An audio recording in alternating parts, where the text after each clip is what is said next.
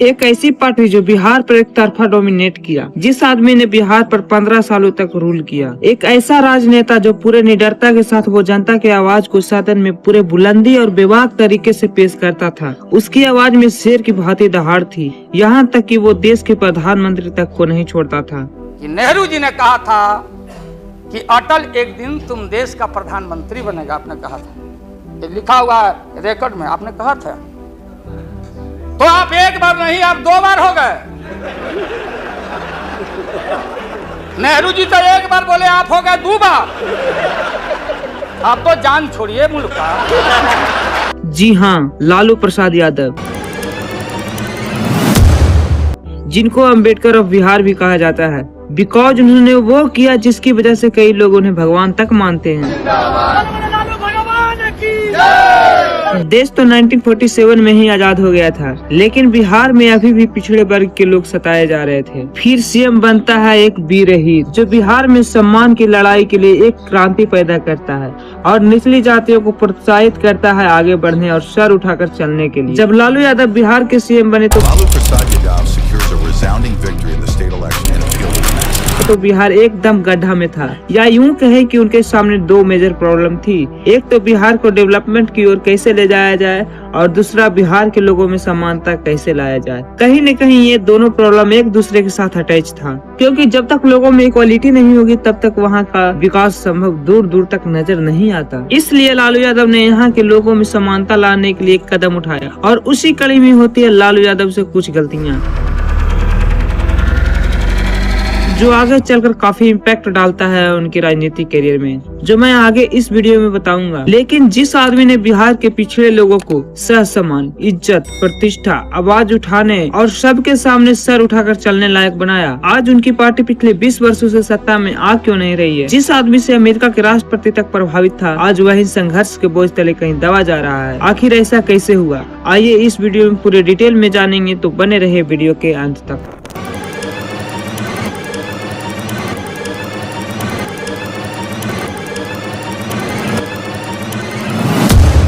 देखिए 1948 का समय था और बिहार के गोपालगंज जिले में एक फुलबरिया गांव था, जिसमें अपर और बैकवर्ड क्लास को मिला के कुल 250 घर थे। और ये वो समय था जब जातिवाद अपने पीक पर था। तो गोपालगंज जिले के ये जो 250 घर थे, यहाँ भी जातिवाद के बहुत सारे मामले आते थे। इन्हीं 250 घरों में से एक कच्चा घर था, जहाँ अहीर यादव समुदाय के कुंदन राय और मर्चिया देवी रहते थे। ये गाय और भैंस पालते थे और दूध बेचते थे। और इन्हीं के घर में 11 जून 1948 को एक लड़के का जन्म होता है, जिसका नाम पड़ता है लालू प्रसाद यादव। ये अपने भाई बहन में 6ठे नंबर पर थे। लालू यादव जब बड़े हो रहे थे तो इनकी एक आदत थी कि ये साफ कपड़े पहन के और कभी कभी किताबें लेके भैंस चराने जाते थे। ये सारे चीजें देख के जो जमींदार थे वो लालू यादव को मजाक बनाते थे और उनको एक नाम भी दिया था, गवार बैरिस्टर। और बहुत बार तो उनको मारते भी थे। लेकिन उस समय किसी को क्या पता था कि यही बच्चा आगे चलकर बिहार की गद्दी पर बैठने वाला है और पूरे बिहार के जमींदारों का सिर दर्द बनने वाले हैं।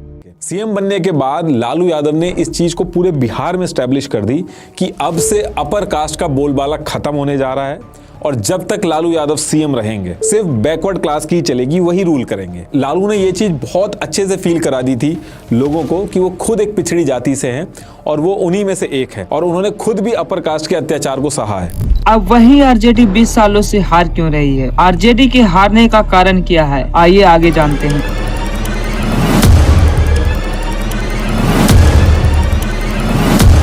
देखिए आरजेडी को बिहार में हारने के कई कारण हैं। आरजेडी बिहार की सबसे बड़ी पार्टी है और फिलहाल सबसे ज्यादा सीट इसी पार्टी के पास है, फिर भी ये सत्ता में नहीं है। इसके पीछे कई कारण हैं। उन्हीं कारणों में से एक कारण ये भी है। जी हाँ, बिहार के सिंगर्स। आप सोच रहे होंगे कि ये सिंगर्स को राजनीति से क्या लेना देना, तो मैं बताता चलूँ कि इनको राजनीति से लेना है व्यूज, चाहे पार्टी की इमेज बने या बर्बाद हो।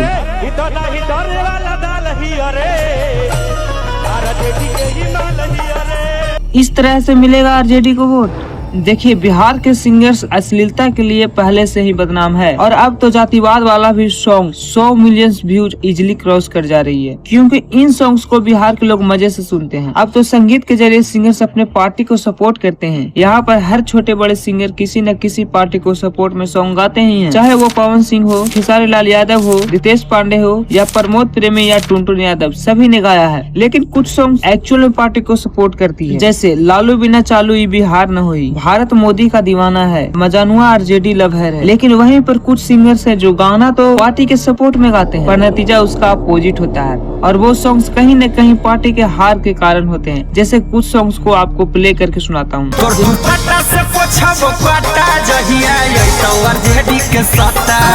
सिंगर सीधे तौर पर यह कह रहा है कि जब आरजेडी चुनाव जीत जाएगी तो खुलेआम लड़कियों के दुपट्टा से अपना गोली, बंदूक और हथियार को साफ करेगा बिना किसी डर भय के। जब से जसवी सरकार बनता सबे यादव रंगदार बनता। मतलब कि जब आरजेडी सत्ता में आ जाएगी तो यादव लोग रंगदारी करेंगे और किसी से नहीं रुकेंगे। और ऐसे क्या यादव जाति के लोग किसी से डर के रह रहे हैं? वाह भाई वाह। इसीलिए तो आरजेडी आज केवल मुस्लिमों और यादवों की पार्टी बनकर रह गई है। इसमें आरजेडी के खास लोगों की भी भूमिका रही है, क्योंकि आरजेडी के लोग एमआई समीकरण को लेकर चुनाव में उतरती है।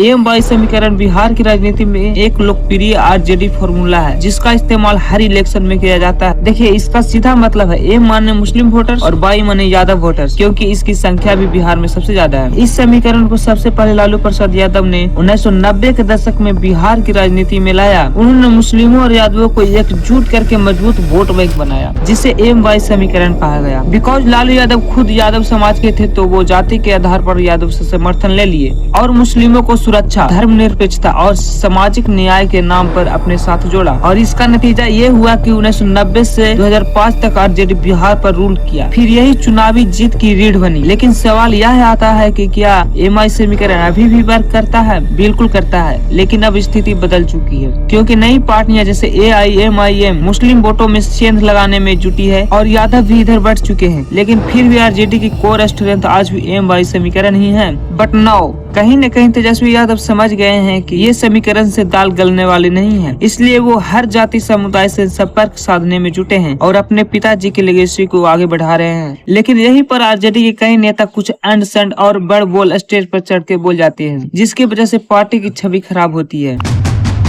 आए दिन कई नेताओं के वीडियो वायरल होते रहते हैं, जिसमें कई वीडियो अच्छे तो कई खराब होते हैं, तो कई वीडियो तो सारी हदें पार की हुई रहती है। जैसे हाल ही में वायरल हुआ बीजेपी नेता का वो हाईवे वाला वीडियो। ये वही बीजेपी के नेता था जो हिंदुत्व और भारतीय संस्कृति की बात करती है, पर यहाँ पर तो भारतीय संस्कृति का खुलेआम हनन हो रहा था। खैर, आइए आरजेडी के कई नेताओं के द्वारा बोली गई अनर्गल बातों पर ध्यान केंद्रित करते हैं। सबसे पहले आप लालू यादव जी के बड़े बेटे तेजू भैया को ही देखिए, जो होली के दिन एक पुलिस वाला को कहते दिखाई दे रहे हैं कि नाचो नहीं तो सस्पेंड कर देंगे। आज नहीं थुक्का लगाओगे तो सस्पेंड कर दिए जाओगे, बुरा मत मानो, होली है। इससे आरजेडी पार्टी पर बहुत गलत प्रभाव पड़ा है। इसके लिए तो तेजू भैया को क्रिटिसाइज भी किया गया है। ये दूसरा वीडियो को देखिए, जिसमें भागलपुर के आरजेडी जिलाध्यक्ष चंद्रेश्वर यादव जी हैं, जो कुर्सी पर बैठ के गिलास में शराब पी रहे हैं। और भी कई सारी वीडियो इंटरनेट पर पड़ी है, जिसमें नेताओं के द्वारा ऊटपटांग हरकतों का मुजाहरा पेश किया गया है। इससे जनता में गलत संदेश ही जाता है। पर सवाल यहाँ पर यह उठता है कि आरजेडी ऐसे लोगों को टिकट ही क्यों देती है जो मर्यादा की हद पार करते हैं।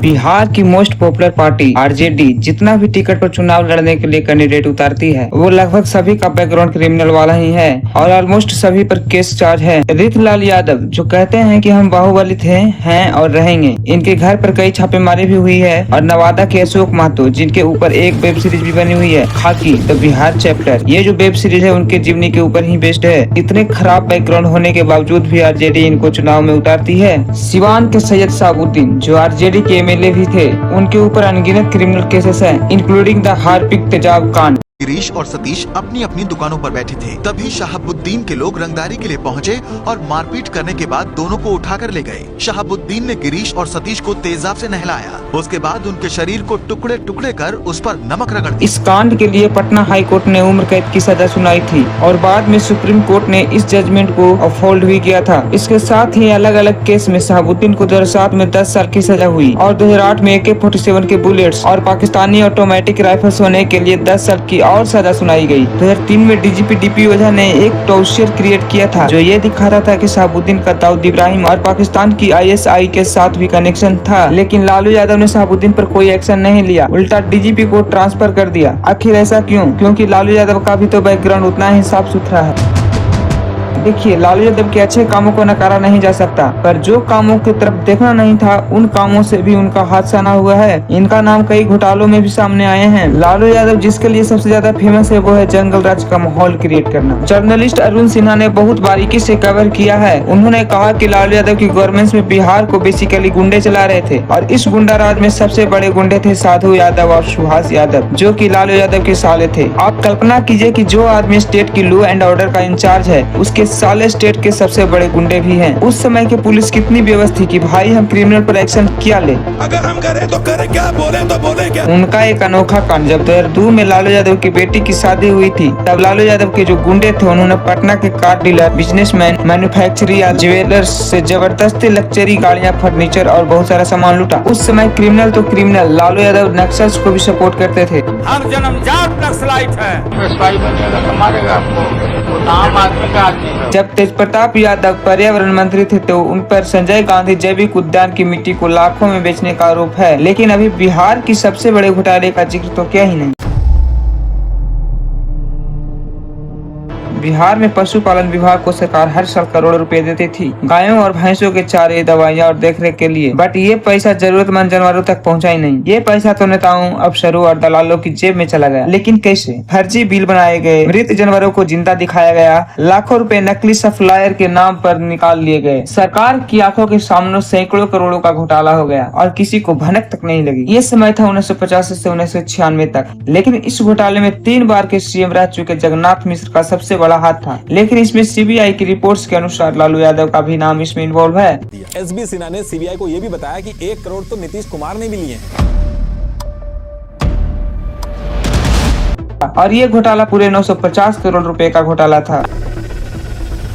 अगर आप इस पर डिटेल वीडियो चाहते हैं तो कमेंट करें चारा घोटाला। लेकिन आपको क्या लगता है और क्या कारण हो सकता है RJD के हारने का? कमेंट जरूर करें। अगर ये वीडियो तनिक भी इंफॉर्मेटिव लगी हो तो वीडियो को लाइक करके चैनल को सब्सक्राइब जरूर करें।